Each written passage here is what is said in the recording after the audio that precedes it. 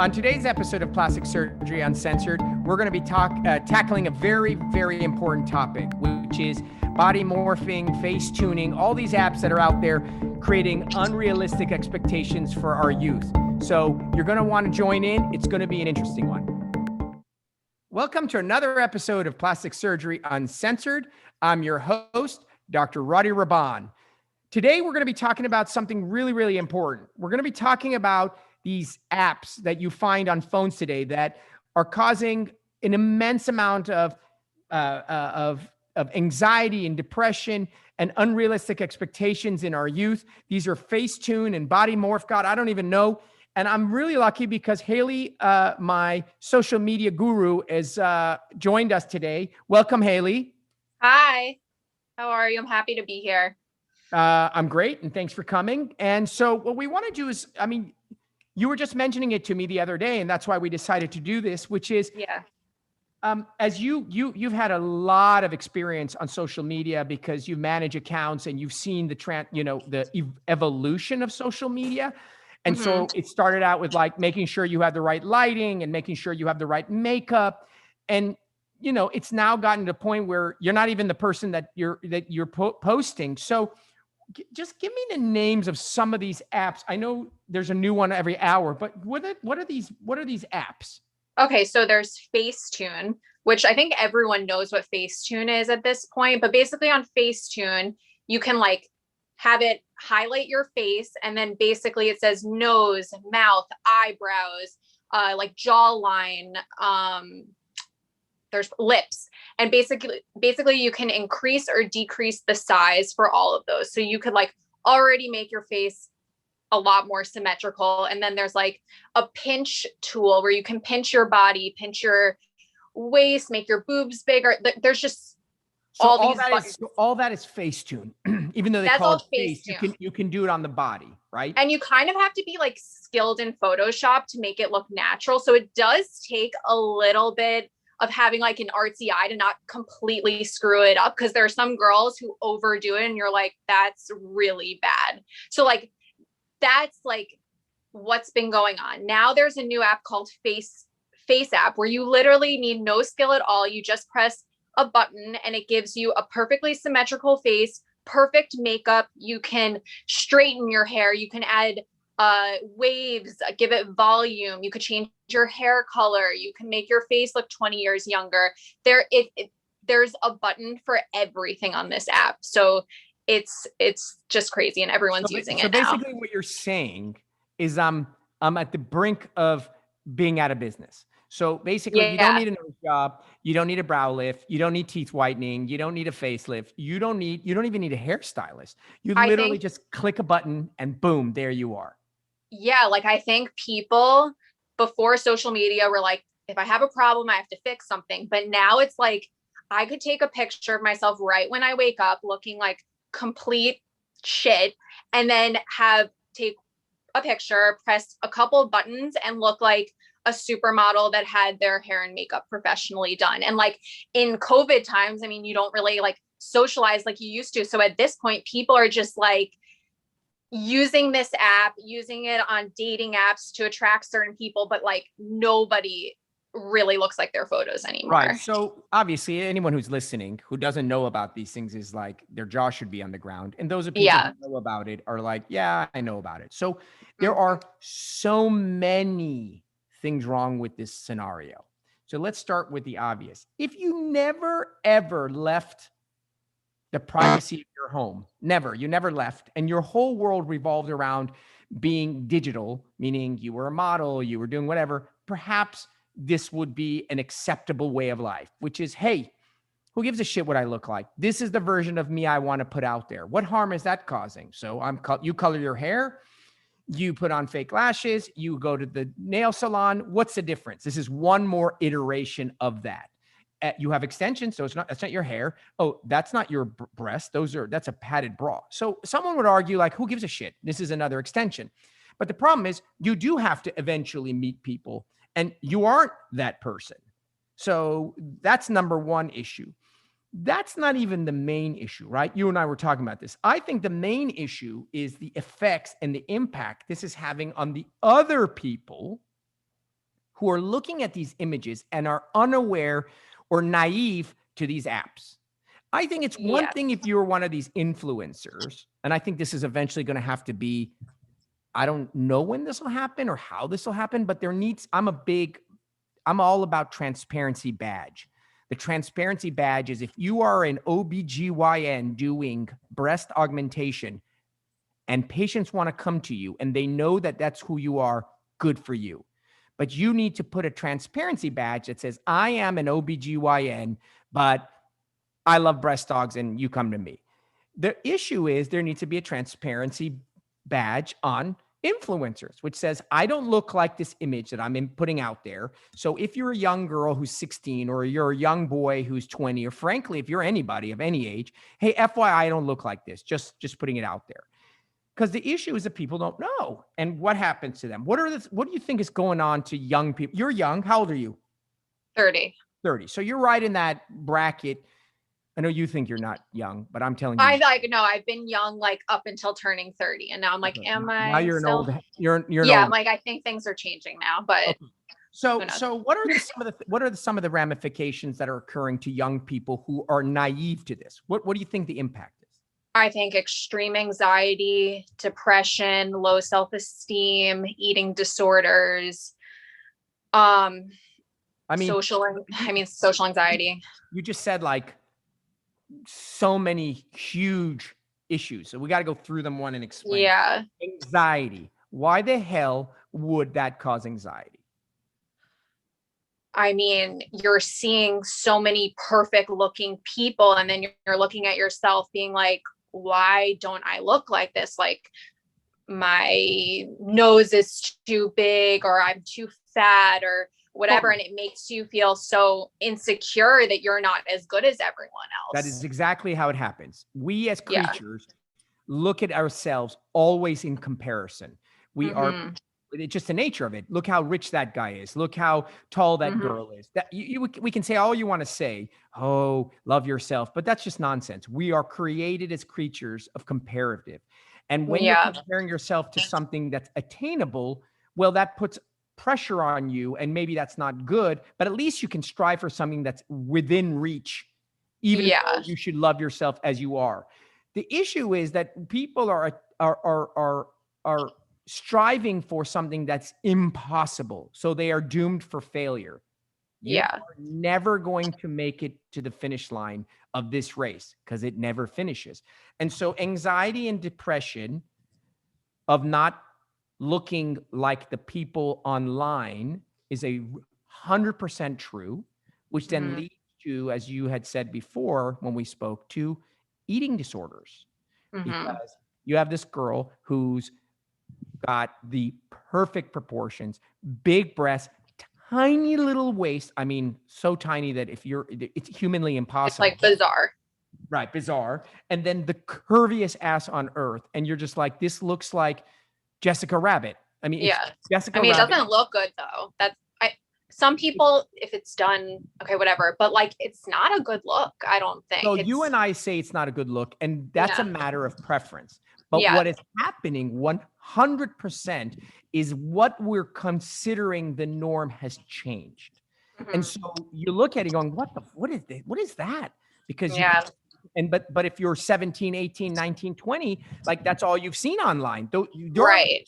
My wife, came from an era of models where you were 5'11" and everybody was skinny. And now it's an era of everyone is curvy and whatnot, which is great. I love the embracement of different body types, but these are not real people.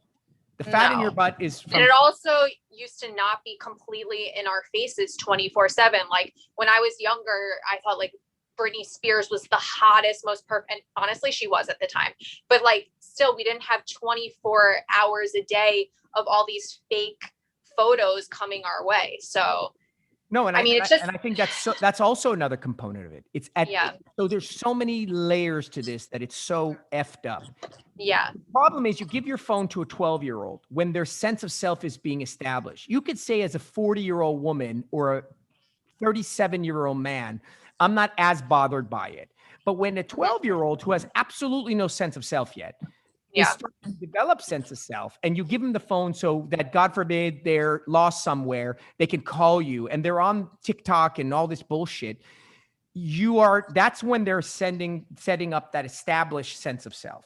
And so that's like TikTok for what, I mean, is it Gen Z, or I don't know what generation is in high school right now, but like, it's a whole other world. And I'm on TikTok now. I really enjoy the content on there, but when I see girls in high school, like, I cannot believe how perfect they look. And like, I know that some of them are getting fillers and stuff now, but it's also that you can use these like body apps before you upload it to TikTok, or you can, on TikTok, you can completely smooth and airbrush your skin. So when you're seeing those makeup tutorials, you're not seeing the pores and everything, that all the texture that's in a normal face. Everyone's smoothing everything. So you're like, on top of it, my skin isn't even as good as all these. So we're gonna hold on, because we're gonna go for a break and we'll come back. And I kind of want to go through step by step in all the realities of human beings. And you said it perfect. There is no person on the planet who doesn't have a pore, a zit,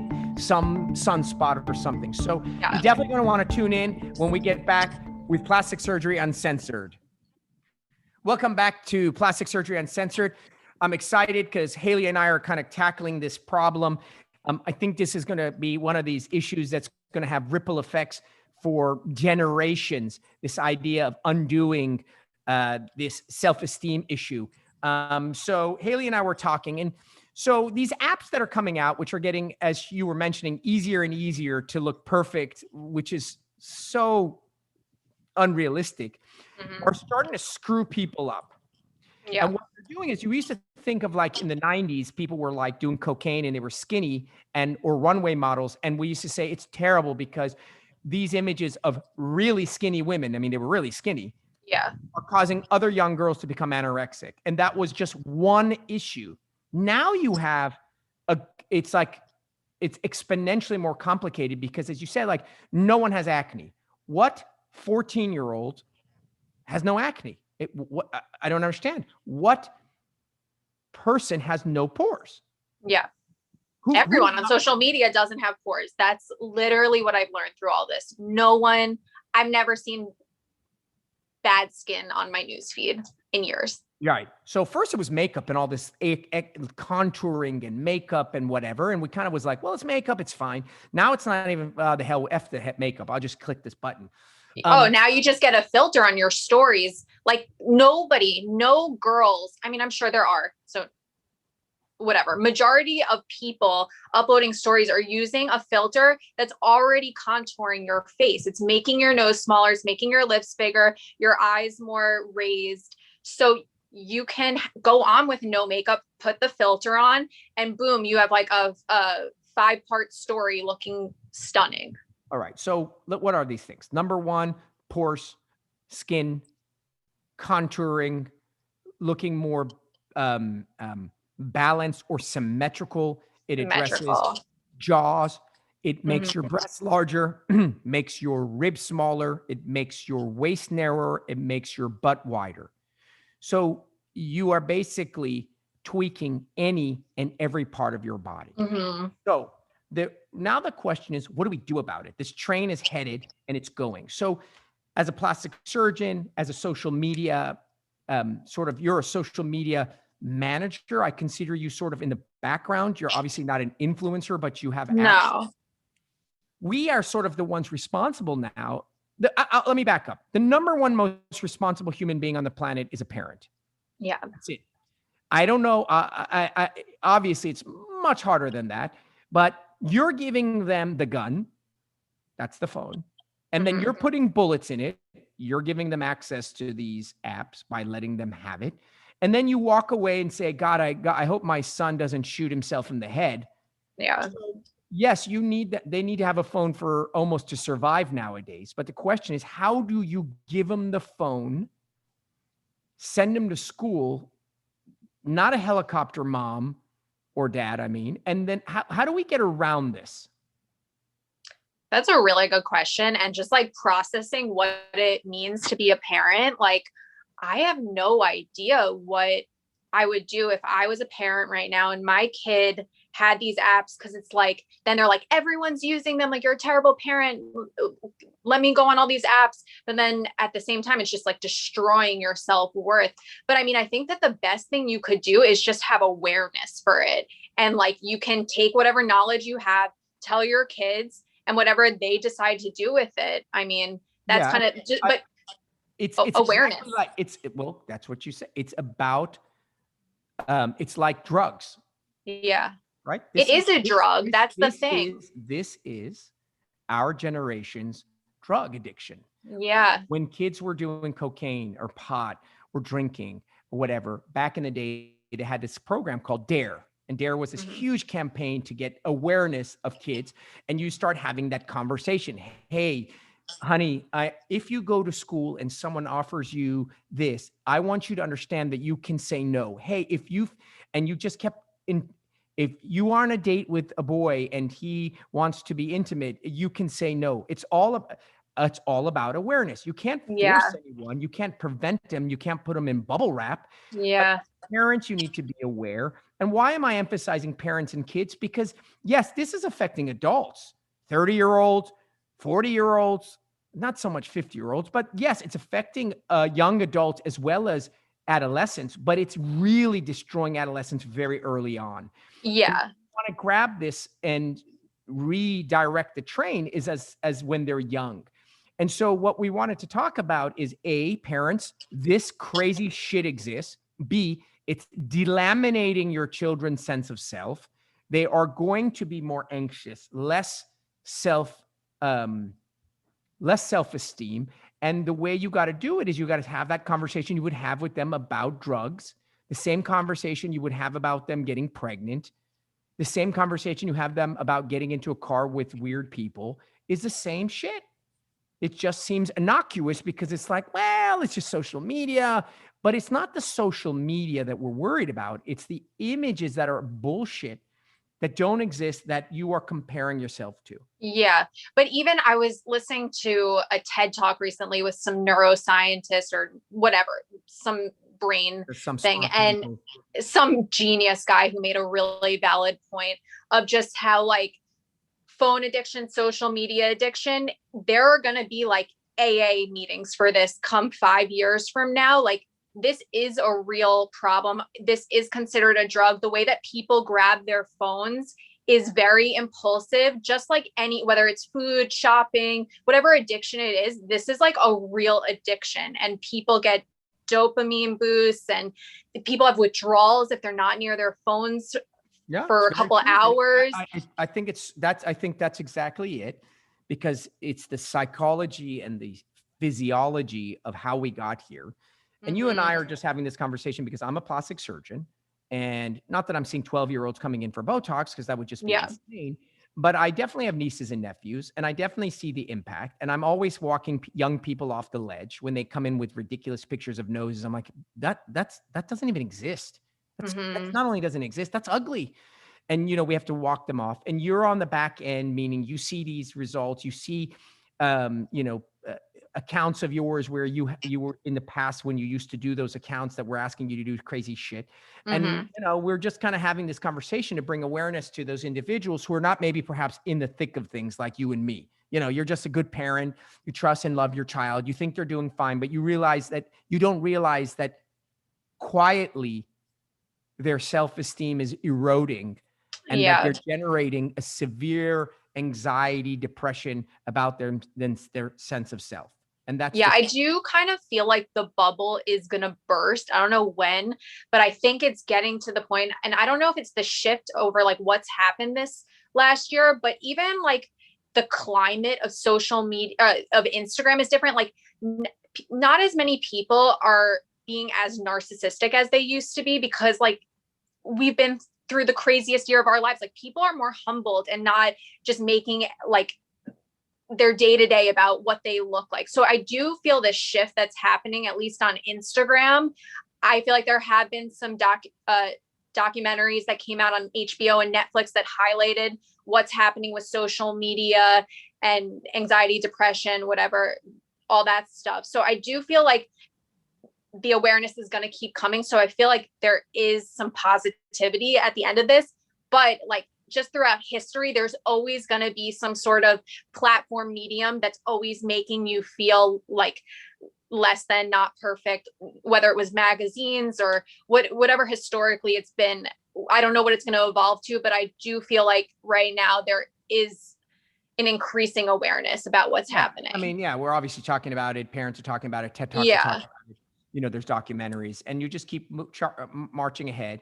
And I thought it was a really important subject matter for us to talk about. And I hope whoever's listening gets a little bit of insight about it. If nothing else, just go have a conversation with your young loved ones. And if you happen to be a young person and you're that person, well, then check yourself. Look in the mirror, realize that that girl or that guy that you look at that's making you look like you are unattractive or short or fat or bald or whatever the case is not a real person. Yeah. And like, you know, also I've met a lot of people that look super flawless on Instagram. In real life, it's like, it's just a completely different story. Not to say that they're not gorgeous in real life, but it's like, it's not that you're not that shocked in real life. So I think once you realize that, also just because you look gorgeous on social media doesn't mean that your personality is going to shine through. So even if you're feeling insecure while on your feed, like, you may be super hilarious, super smart, and you offer so many other things to people, not just a perfectly symmetrical face. And people that are using so many filters are deeply, deeply insecure, and that's why they're fixing it. Yeah, they're obviously those individuals. So I will leave it with this analogy, and then, which is, I think the hopes are that once we show people the magic trick and how it's done, you're not so enamored and awed by the magic trick itself. And so once we've sort of lifted the veil over how people look the way they do, we're hoping that people will realize that it's actually quite fake. So at any rate, Haley, it was a pleasure having you. We're going to be on together some more and chatting about these things. As always, thank you for tuning in.